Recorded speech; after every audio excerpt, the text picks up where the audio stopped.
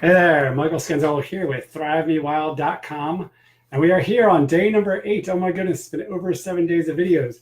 I am so excited. Tomorrow is a super special video in this series, which again, you can sign up at ThriveMeWild.com. There's an email sign up to get the daily updates of the videos. If you missed them, catch up or do them out of order. But tomorrow there's going to be an interview. I will have someone else, another person here live with me, real human being. They'll be talking with me, actually not just anybody, but actually a psychologist, a positive psychologist, a scientist, and a magician all in one. Boom. Hashtag triple threat. His name is Stephen Baginski. I may have mixed his name up a little bit there, the spelling. We'll go over the pronunciation tomorrow. Currently a doctoral researcher at Goldsmiths University of London, where he investigates the social and emotional experiences of watching and learning to perform magic. All about magic. His work's been presented at international conferences, the Science of Magic Association, and multiple awards, magician, Magic Hannah Evan A. Dawes Scholarship, Richard Benjamin Foundation Doctoral Studentship. Basically, he's a badass mofo in the world of psychology and magic, putting them together, combining them. Going to talk about it and how it relates to overthinking, the whole even think philosophy here, which if you're new to this, is just that idea that it's not good to overthink, right? To just get these negative emotions and thoughts that stop you with inaction because you're so afraid to make a mistake, you do nothing. Or to underthink things where you just are in reaction mode. You're just doing, whatever, I gotta go make money, I gotta go, you're always in reaction mode, but you're never really living your life fully. You're always just responding to things as they happen and always feel like you're putting out fires, but your butt's still on fire. You never quite put it out completely. So if you relate to that, check that out tomorrow. That's going to be interesting. I'm excited about that. We can take the tone down a little bit here. I got a little crazy and hyped in the beginning. I got a little bit excited about my guest tomorrow. Today we're going to be talking about assumptions. Assumptions. Let's not assume anything. Don't assume that I have good visual aids when I do videos. Assumption for you right there. And assumptions are really overthinking's BFF. Because if you think about it, a lot of the overthinking that we do, that I do, I know some of you out there do, is really just making assumptions. It's just assuming something that you don't know for a fact is true. So if I make an assumption, for example, I met this delightful group of people, and looking at them, they look different than me, they dress different than me, they talk a little bit different than me, they do different kinds of work than I do. So the assumption is they won't get me, they don't like me. Maybe the assumption also kind of that this isn't the right group for me to even hang out in or spend any kind of time in. And that's just that. It's just an assumption. It's a thought in my head that when I actually sat down to talk to somebody and have a real conversation, you come to find out there's a lot of similarities that you don't realize are there. And it was somebody like Nelson Mandela or someone that says if we could just kind of sit down, it might have been Desmond Tutu, one of those guys in South Africa, that if we can just like sit down and get together with people that seem to hate us, but if we can have a real, honest, genuine conversation, a real conversation, then we come to an understanding. We'd see we have a lot more in common than what we think. So that's like the main concept today. The main thing to discover is to really unpack that some more, dig in deep to it, and look at assumptions from a couple of different viewpoints. But I love my middle school teacher. She had this great thing, I remember back in middle school, where she said, think of the word assume, like don't assume, because it makes an ass, ASS. I didn't write the word assume here, I wrote assumption, but ass, ASS, out of you, the letter U, and me, M-E. So don't assume it makes an ass out of you and me. So let's not assume anything, but how often in life do you assume things? I assume things all the time. If you do too, you can comment below and just give me a little emoji, a little thumbs up. Yep, I assume things too. It's true, we assume things. When somebody cuts you off in traffic, you assume this person is a jerk, right? They're just, they don't care, they're a jerk. Maybe they didn't see you. Maybe they had something else going on in their mind. Maybe there was a big emergency at home. Maybe there's an emergency, they have to rush off to the hospital. And yeah, maybe that's not true. Maybe they're just a jerk who's trying to get home to a few minutes earlier and wants to cut in front of you, thinks they're more important. I don't know, maybe that's really true. Maybe they really just think, I got to zip ahead, or I'm going to miss my opportunity to get home 2 minutes earlier so I can watch some important TV show or something. But here's the thing. Whether that's right or wrong, whether the assumption is correct or it's an incorrect assumption, it still has a negative impact on your day, right? It gets you in this angry, frustrated mode where you start thinking this negative thought loop that becomes that overthinking about how everybody in the world sucks and they're all jerks and they're all out to get you, and nobody's really looking out for you to help you and support you out there. And here's another assumption I can make. I'm doing these videos, this live video series, and if nobody chimes in, nobody responds back or comments to it, even days later, does that mean that I don't have anything important to say? Does it mean I don't matter? Or I don't think so. I don't think it means that. And I have a bigger mission that I'm looking towards as far as putting information out there and trying to connect with people. It's bigger than my ego. It's bigger than the in the moment. People aren't jumping up right away to line up and jump up and down and say, oh, you have something to say, let's all gather. That's okay. That's all right. So my assumption isn't that I'm not important. My assumption is people are distracted. People are busy. Maybe there's something else going on in their life. Maybe they don't know what they're missing out on. They don't know the value. Maybe they just know me in a very specific, limited view. They don't really know my experience. They don't know what I have to share or how I'm going to share it. They just have so many other distractions going on. So I just assume that. That's a positive assumption. So instead of taking the negative assumption that people are out to get us and everybody's here to rip you off and cheat you, if you start assuming maybe everybody's here to support me, everyone around me is here to help me in some way. I can learn from everyone.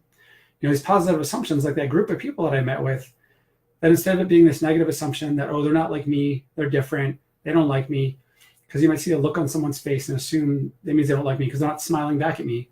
Maybe they're thinking about something else. Maybe there's something in their mind that's they're angry about. Maybe it's their cell phone bill and some charge they got that they don't think was fair, or something else going on in their life, in a relationship or work that they're not happy about, that they're stressed about. So what can you do to make a positive world? And to make your world positive is to think positive, right? To make that positive assumption. Just make a positive assumption that maybe this person just didn't hear me. Maybe they don't understand me. And that they have only seen this very negative, limited viewpoint. As I go back to the day I talked about the no's, I think it was day 3 maybe, the day we talked about the power of no, and that they only see a very small snippet of who you are, not this whole expanse of your existence. So saying no to you isn't really saying no to you as a human being, validating or invalidating you as a person, your existence. It's just no to this one specific little finite, tiny little grain of sand on a whole beach of life, of experience. So in the same way, make that positive assumption. So that's my challenge to you. Make the positive assumption that even though maybe somebody really is not happy with you, maybe they really don't like you, but make the positive assumption so that you can actually live in a happier universe for yourself, for your own benefit, so you can do more. And you will find people that you attract that support you because you're positive. Maybe somebody who would have even been negative, and even somebody who says something, and you can make a pretty clear assumption. For example, my wife, she said flat out to me, she said, I'm not looking to date anyone. I'm not looking to date anybody. Yet I still talked to her. She was a nice person to talk to. I was like, well, if I just get to be friends with this interesting person, it'll be worthwhile, no matter what. So I kept talking to her. We connected. And eventually I kind of learned I was interested in her more than friends, in a very nice, pleasant kind of, what she said, kind of a sneaky way later on, which was really just me being like, hey, you said you like going to the museum. When would you like to go? And then she's like, oh, darn, I did say I like the museum. Now I can't just say I don't want to go. He's my friend. I guess we'll hang out. But just because of what she said, people say a lot of things, but really look at more people's actions and what they do. Like my wife kept going out with me. She said, I'm not looking to date right now, but she kept going out with me. So look for those in your life, not so much evidence of even what people say. I mean, obviously, if somebody says, no, I don't want any, thank you, you shouldn't shove something in somebody's face. That's not what I mean. But I mean that you can even take what somebody says in general about something. For example, on my end, I said I probably wouldn't marry anybody until 3 to 5 years of being together, because I've seen relationships in my family that didn't work out, and I don't want that to happen to me. So I want to make sure it's really the right person. And lo and behold, a year and a half after we went out, I proposed to my wife. And she said, are you sure? You said it'd be like 3 years at least. So don't assume just because someone says something in the moment, that's how they feel. But then things can change over time. But our actions speak louder. You've ever heard the cliche, actions speak louder than words, and it's so true, because you can say things, right, that aren't true. You can say, I want to go on a diet, I shouldn't eat any chocolate, but yet you see that chocolate bar and you get hungry, you get tempted, and you're like, nom, nom, nom, nom, yummy, tasty chocolate, right? So you said you weren't going to eat chocolate, but you felt like you wanted to eat the chocolate. So you went anyway, and you did it. You did the action anyway. So look at people's actions. And yeah, obviously, you can say somebody's a criminal. If you see them firsthand stealing from somebody, they're a criminal, right? There's no misassumption there. But if you just hear about somebody and, oh yeah, that guy, I think he like stole from someone. If you don't know firsthand, if you didn't hear, a police report about it, it may not be true. It's an assumption. So if you just take this viewpoint in life, you'll also see a better view of yourself, to not assume things about yourself that, oh, I'm really not good at this because I failed once. So just because you failed once, don't assume that you're never going to be good at it. And the more you judge other people lightly, that you're not assuming of them that they're not capable because of one mistake, you'll also be lighter judging yourself as far as, hey, Alona, good to see you there. As far as also, judging yourself, that you'll be lighter on yourself to say, I made one mistake, but it's okay. It doesn't mean it's all of who I am and always will be doing this thing. I want to keep doing it. So that's it. Make a positive assumption today. And if you want to, and I also gave you a thing where I said, you're going to know how, if somebody really doesn't like you, like when you get that feeling, that energy, just like, oh, this person doesn't like me. How do you really know? Have an honest conversation. Thanks for the thumbs up there. Have an honest conversation with the person. If you can, just stop, maybe just ask them a question. Like, oh, how are you doing today? But not just, how are you doing? I love asking the question if it's a networking kind of situation. What do you do for a living? Or how did you get into that line of work? Or what excites you about that line of work? But when you really get a deeper conversation with someone, you can get a feeling if they really do like you or if they don't. Obviously, if they try to keep the conversation super short and push you off and go, sorry, I'm really busy, I have to go. Maybe they're really busy, or maybe they don't like you. They'll be like kind of dismissive and when they talk to you. But if you have a genuine conversation with people, a lot of times you'll find out what may have seemed like somebody who didn't like you, and you're actually like, whoa, wait, we have a lot in common actually, and this person's really nice. And they get that I'm a nice, friendly person too. We kind of connected a little bit here.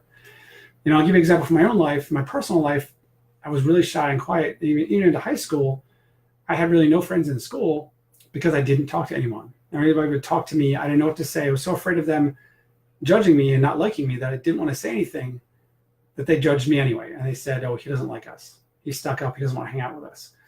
So by not engaging with them, by not having that conversation, they assumed he doesn't like us. And I started to assume they don't like me. So I separated myself. I built these shields and this force field around myself. And I missed out probably on some great friendships I could have had through high school, some great support I could have had during that adolescence in my life. So think about it. What are you missing out on? By making a negative assumption, you could be missing out on a relationship. It could be a partnership in your business, in your career, or in your personal life. It could be a great relationship just for having that negative assumption. So is it worth it? Or is it worth it to maybe have a positive assumption? All there are positive benefits, right? I'm not saying be naive. I'm not saying that people take advantage of you, and don't assume, if somebody is doing something seems a little shady, ask for some advice from somebody else, get an outside opinion on it. But I'm saying that most of the time what we think of is just our judging people before we even get to know them and talk to them and get to see their actions. Don't do that. Make a positive assumption until you get to see their actions. Then you can decide more if it's somebody you want to hang out with. If it's not, don't hang out with them. But if it is, you built a positive relationship. So do that. Have a real conversation. I want to thank you for being in today. Again, tomorrow, get that special interview coming up with psychologist, positive psychologist, magician, and scientist, Stephen Baginski. Hope I said that right. We'll be talking magic, overthinking, how to not overthink. It's going to be fun and exciting. Check it out tomorrow at 10:30 Eastern Standard Time right here at the Thrive Me Wild Facebook page. And make sure you check out thrivemewild.com for your sign up for your email updates. You can get all this videos put right into your inbox. And I hope you have a wonderful day. Leave you with this final thought. You have everything that you need to thrive. You have your mind, you have your actions, and your personality. When you go out there, you live your authentic self. You will empower others to do the same.